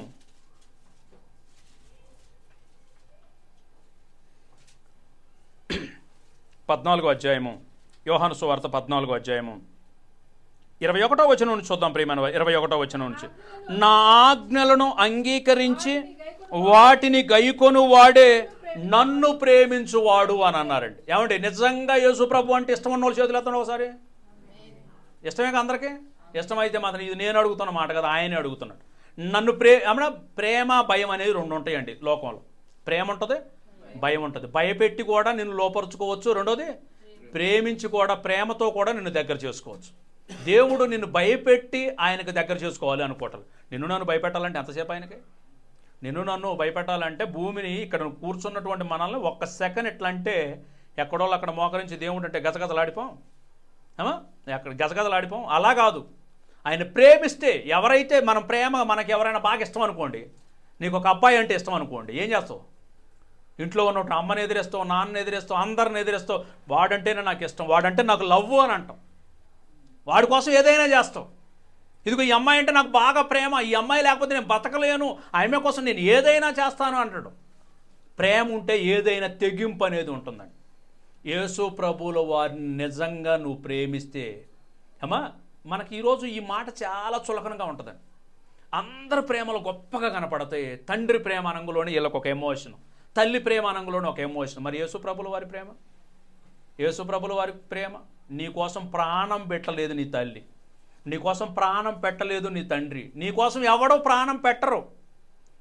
నిన్ను ప్రేమించానని చెప్పిన ప్రియుడైనా ప్రేయస్ అయినా కూడా చచ్చిపోతున్నారు అని అంటే ఏడుస్తూ ఊరుకుంటారు. 2 రోజులు ఏడుస్తారు, 1 నెల రోజులు ఏడుస్తారు, తర్వాత తిరిగి వాళ్ళ జీవితాన్ని కొనసాగించుకుంటారు. కానీ నీ కోసం ప్రాణం పెట్టి నిన్ను ఇష్టపడ్డాడు అని అంటే నీ కోసం ఎంతగా నిన్ను ఆయన ప్రేమించాడు ఆలోచించండి. ఎంతగా ప్రేమించాడు ఆయన అంటున్నారు, మీరు గనక ఒకవేళ మీరు కూడా నన్ను ప్రేమిస్తే నా మాటలను మీరు గైకొంటారు, నా మాటల ప్రకారం మీరు ప్రవర్తిస్తారు, మీరు నా మాటల ప్రకారం నడుచుకుంటారు. ఆ మాట ఎంత మంచి మాట అంటున్నారండి ఆయన. నా ఆజ్ఞలను అంగీకరించి వాటిని గైకొను వాడే నన్ను ప్రేమించువాడు నా తండ్రి వలన ప్రేమింపబడును, నేనును వానిని ప్రేమించి వానికి నన్ను కనపరుచుకొందును అని యేసుప్రభుల వారు చెబితే, ఇంకా అక్కడ శిష్యులకి అడుగుతున్నారండి. ఇస్కరియోతు కాని యోధ అప్పుడు ఆయన యేసుప్రభుల వారిని ఒక మాట అడుగుతున్నారు. ఇది చివరి ఫేర్వెల్ అండి. యేసుప్రభుల వారు, ఇక నేను మిమ్మల్ని చూడను, ఈ లోకం నుంచి నేను వెళ్ళిపోతా ఉన్నాను, వెళ్ళిపోయే ముందు మీకు నేను కొన్ని మాటలు చెప్పాలి అని వాళ్ళతో చెబుతున్నటువంటి సందర్భం.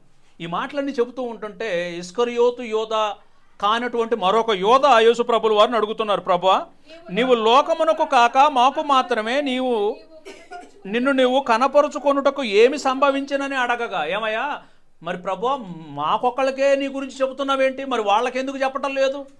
క్రైస్తవులుగా మనకెందుకు చెప్పాలి, ఆయన వాళ్ళకెందుకు చెప్పటం లేదు అని అంటే కొన్ని కారణాలు చెబుతున్నారు యేసుప్రభుల వారు. ఒకడు నన్ను ప్రేమించిన ఎడల వాడు నా మాటను గైకొనును. అమ్మా, ఎవరు వారు? నన్ను ప్రేమించటం లేదు, మీరు నన్ను ప్రేమిస్తున్నారు. వారు నా మాట వినరు, మీరు నా మాట వింటారు. ఒకవేళ గనక మీరు నా మాట వింటే ఏమంటున్నారు? ఒకడు నన్ను ప్రేమించిన ఎడల వాడు నా మాట గైకొనును, అప్పుడు నా తండ్రి వానిని ప్రేమించును, మేము వాని యొద్దకు వచ్చి వాని యొద్ద నివాసము చేతుము. ఇక్కడ మీకు అర్థం కావటం కోసం ఒక మాట చెబుతానమ్మా. మనకి రేపు భోజనానికి ముఖ్యమంత్రి గారు వస్తున్నారు అంటే మీ ఫీలింగ్ ఎలా ఉంటుంది? మీ ఇంటికి భోజనం చేయటం కోసం ముఖ్యమంత్రి గారు వస్తున్నారు అంటే నీకు ఎంత సంతోషం ఉంటుంది? ఎందుకు చెప్పండి? అంత గొప్ప ఆయన మా ఇంటికి వస్తున్నాడా అన్నటువంటి ఆనందం ఎక్కువగా ఉంటుందండి. ఏమంటే ముఖ్యమంత్రి గొప్పవాడా, యేసు ప్రభు గొప్పవాడా? ముఖ్యమంత్రి గొప్పవాడా, లేకపోతే పరలోకపు తండ్రి గొప్పవాడా? వాళ్ళు వచ్చి నీ దగ్గర నివాసం చేస్తాను, మీతో భోజనం చేస్తాను అని అంటే లేని ఆనందం ఎమ్మెల్యే వస్తున్నాడు అని అంటే పొంగిపోతామండి లోపల. చూసారా? ఒక్కసారి నిజంగా మీరే ఆలోచించుకోండి అమ్మ. దేవుణ్ణి ఎంత ప్రేమిస్తున్నారు, లోకంలో ఉన్నటువంటి అధిపతుల్ని, లోకంలో ఉన్న వాటిని ఎంత ప్రేమిస్తున్నారు ఒక్కసారి మీరు ఆలోచించుకోండి. నిజంగా ఆయన మన దగ్గరకు వస్తాను అంటే వచ్చే ఆనందం కంటే రేపు నిజంగా ముఖ్యమంత్రి మన ఇంటికి వస్తే వచ్చే ఆనందం ఎక్కువగా ఉండిపోయిందండి. మనం ఎంతగా ప్రేమిస్తున్నామో దేవుణ్ణి, అమ్మా, ఎంతగా దేవుణ్ణి ప్రేమిస్తున్నాం. అందుకే మన పునాది సరిగ్గా లేదండి. మన పునాది సరిగ్గా లేదు అని అంటే ఎందుకు లోకంలో కలిసిపోతున్నా అర్థమవుతుంది ఇప్పుడు మీకు. పునాది సరిగ్గా లేదు, మనం నిజంగా ప్రేమించలేదు, ప్రేమించినట్టుగా నటిస్తున్నాం. ఒకవేళ ప్రేమిస్తే, ప్రియమైన సహోదరి సహోదరుడా, ప్రేమిస్తే ఆయన అంటున్నారు, ఆ ఒక్క మాట చదువుకొని ముగించేసుకుందాం అమ్మా. ఒకడు నన్ను ప్రేమించిన ఎడల వాడు నా మాట గైకొనును, అప్పుడు నా తండ్రి వానిని ప్రేమించును, మేము వాని యొద్దకు వచ్చి వాని యొద్ద నివాసము చేతుము. నన్ను ప్రేమింపని వాడు నా మాటలు గైకొనడు, నా మాట వినడు. వీడు ఇక్కడ వింటాడు, ఇక్కడే వదిలిపెడతాడు, మరలా తిరిగి లోకంలోకి వెళ్తాడు. వ్యభిచారము, త్రాగుబోతుతనము, దొంగతనము అన్నీ కూడా అక్కడికి వెళ్ళిన తర్వాత మరలా లోకంలో కలిసిపోతాడు. ఎందుకంటే వాడు నా మాటలు వినేవాడు కాదు, వాడు నా సంబంధి కాదు. క్రైస్తవ్యంలో ఉన్నంత మాత్రాన అందరూ యేసు ప్రభుని ప్రేమిస్తున్నారు అనుకోకూడదు. అర్థమవుతుందా? వాళ్ళ పునాది సరిగ్గా లేదు, వాళ్ళు నిజంగా యేసు ప్రభువుని అంగీకరించలేదు, పునాదిగా కావాలనుకోవటం లేదు. ఇది ఎందుకు అనంటే ఇది చాలా ఇరుకు మార్గం, ఇది చాలా కష్టమైనటువంటి మార్గం. ఆయన చెప్పేటటువంటిది ఈ లోకంలో కష్టంగా ఉంటుంది, కానీ కష్టంగా ఉన్నా కూడా ఈ లోకంలో శ్రమలు అనుభవించినా ఏది అనుభవించినా కూడా ఇక్కడ కనుక నిలవబడితే నిత్యము కూడా బ్రతికేటటువంటి ఒక గొప్ప నిత్య జీవితాన్ని ఆయన ఇవ్వడానికి సిద్ధపడుతున్నారు ప్రియమైన వారు. ఒకవేళ దానిని మరచి అల్పకాల సుఖాల కోసం గనక వేగిరపడి దేవుడిచ్చిన కాలాన్ని ముగించుకొని, దేవుడిచ్చిన ఆయుష్కాలాన్ని గనక ఇక్కడ ముగించుకొని, దేవుడిచ్చిన సమయంలో ఆయన ఏంటో తెలుసుకోకుండా, ఆయన ఎలా పునాదిగా నువ్వు చేర్చుకోవాలో తెలుసుకోకుండా, ఆయనకు నివాస యోగ్యంగా నీ జీవితాన్ని కట్టడంలో నువ్వు గనక ఫెయిల్ అయిపోతే నీకు నిత్యాగ్నిగుండం అనేది ఉంది అన్న సంగతిని మాత్రం మర్చిపోవద్దు. కనుక పునాది యేసు ప్రభుల వారు. ఆ పునాదిని నువ్వు ప్రేమిస్తావా? ప్రేమిస్తే ఆయన మాటల ప్రకారం నడుచుకో, వాటి ప్రకారం చేస్తే బండ మీద కట్టుకున్నటువంటి బుద్ధిమంతుల్లాగా ఉంటావు. పునాది క్రైస్తవ జీవితానికి పునాది ఎవరు? యేసు ప్రభుల వారు. ఆ పునాది నీకు కావాలా అనుకుంటే ఈ రోజు నుంచి ప్రియమైన దేవునికి ఇప్పటి వరకు కనుక నిజంగా కనుక అలాంటి పునాది మన జీవితాల్లో పడకపోతే ఈ రోజు నుంచి వాక్యం బాగా చదవండి అమ్మ, బాగా అర్థం చేసుకోండి, బాగా వినండి. ప్రార్థన చేయండి, ఆయనతో వ్యక్తిగతంగా సమయం గడపండి. ఆదివారం ఒక్కరోజు అయ్యగారి ముందో లేకపోతే ఎప్పుడో వాక్యం చెప్పుకున్నటువంటి మన మధ్యలో ఇదే కాదు. వ్యక్తిగతంగా నిజంగా ఆయన ప్రేమిస్తే ఆయనతోనే మన వ్యక్తిగతమైనటువంటి సంబంధాన్ని పెంచుకోవాలి. ప్రియమైన వారులారా, అట్టి ధన్యత మనందరికీ రావాలని, అట్టి గొప్ప పునాది మన జీవితాల్లోనే ఉండాలని, పరిశుద్ధమైనటువంటి దేవుని నివాస స్థలంగా మనం కట్టబడాలని మనస్ఫూర్తిగా కోరుకుంటూ ఈ మాటలు ముగిస్తాను. కళ్ళు మూసుకోండి, ప్రార్థన చేసుకుంటాం. ప్రేమ కలిగినటువంటి మా గొప్ప తండ్రి, మహోన్నతుడ, సర్వోన్నతుడ, అవును నాయన, భూమి మీద బ్రతికేటటువంటి ఈ అల్పకాలం తండ్రి, మీరిచ్చినటువంటి జీవితం, మా జీవితంలో తండ్రి ఎంతో మరి పాపంలోనే తండ్రి మా జీవితకాలం ముగిసిపోయింది నాయన. మిమ్మల్ని తెలుసుకోవటానికే తండ్రి సగ జీవితం అనేది తండ్రి మరి లోకంలోనే గడిచిపోయింది నాయన. తెలుసుకున్నటువంటి మేము ఇకనైనా సరే తండ్రి మిమ్మల్ని నిజంగా తండ్రి గ్రహించుకొని, మిమ్మల్ని నిజంగా తండ్రి మా జీవితాల్లో చేర్చుకొని, మీ కుమారుని తండ్రి ఈ జీవితం యొక్క పునాదిగా తండ్రి మరల్చుకొని తండ్రి మీ చిత్త ప్రకారంగా తండ్రి పరిశుద్ధంగా మమ్మల్ని మేము కట్టుకునేటటువంటి భాగ్యాన్ని తండ్రి మీరు మాకు దయచేయండి నాయన. కేవలం విని మర్చిపోయి తండ్రి మమ్మల్ని మేము మోసపుచ్చుకునే వారిగా కాకుండా తండ్రి మీరు చెబుతున్న ప్రతి మాటను విని వాటి ప్రకారం ప్రవర్తించి తండ్రి బండ మీద తండ్రి తన ఇల్లును కట్టుకున్నటువంటి బుద్ధిమంతుల్లాగా తండ్రి మరి ఈ లోకంలో బ్రతికేటటువంటి భాగ్యాన్ని తండ్రి దయచేయండి. ఎన్ని శ్రమలు వచ్చినా, ఎన్ని ఇరుకులు వచ్చినా, ఎన్ని ఇబ్బందులు వచ్చినా తండ్రి మిమ్మల్ని విడవక ఎడబాయక మీ అందు స్థిరంగా బ్రతికేటటువంటి భాగ్యాన్ని తండ్రి మాకు దయచేయండి. మరి తండ్రి సంఘాన్ని తండ్రి మీ కృపలో జ్ఞాపకం చేసుకోండి, సంఘ కాపరిని తండ్రి మీ కృపలో జ్ఞాపకం చేసుకోండి. వారికి మంచి ఆరోగ్యాన్ని ఇవ్వండి, మంచి ఆయుష్ని ఇవ్వండి. సంఘంలో ఉన్నటువంటి ప్రతి బిడ్డను తండ్రి పేరు పేరును తండ్రి దీవించండి. వారి వారి కుటుంబాలను తండ్రి మీ చేతులకు అప్పచెప్పుకుంటున్నాను నాయన. లోకంలో కలిసిపోకుండా తండ్రి నాయన మీ వాక్యంలో స్థిరంగా బ్రతికేటటువంటి భాగ్యాన్ని తండ్రి వారికి దయచేయండి నాయన. నాయన ఈ భూమి మీద బ్రతికే అల్పకాలం మేము ఎలాగైనా సరే తండ్రి మీకోసం స్థిరంగా బ్రతికేటటువంటి మంచి బుద్ధిని, మంచి మనసును తండ్రి మాకు దయచేయండి తండ్రి. మీ దయ ఉంటే, మీ కృప ఉంటే, మీ కుమారుడు రాకడ ఆలస్యం అయితే మేము మరలా కలుసుకొని తండ్రి మీ విలువైనటువంటి మాటలు ధ్యానించుకునేటటువంటి భాగ్యాన్ని, మా జీవితాలను మార్చుకోవడానికి అవసరమైనటువంటి మీ ప్రతి హెచ్చరికను తండ్రి మా జీవితాల్లో పాటించుకునేటటువంటి భాగ్యాన్ని తండ్రి మాకు దయచేయం. మమ్మల్ని అందరినీ మీ చేతులకు అప్పచెప్పుకుంటాం. యేసుక్రీస్తు ప్రభుల వారి అతి పరిశుద్ధ నామమున ఈ ప్రార్థన అడిగి వేడుకుంటున్నాం మా తండ్రి. ఆమేన్. అందరికీ వందనాలు.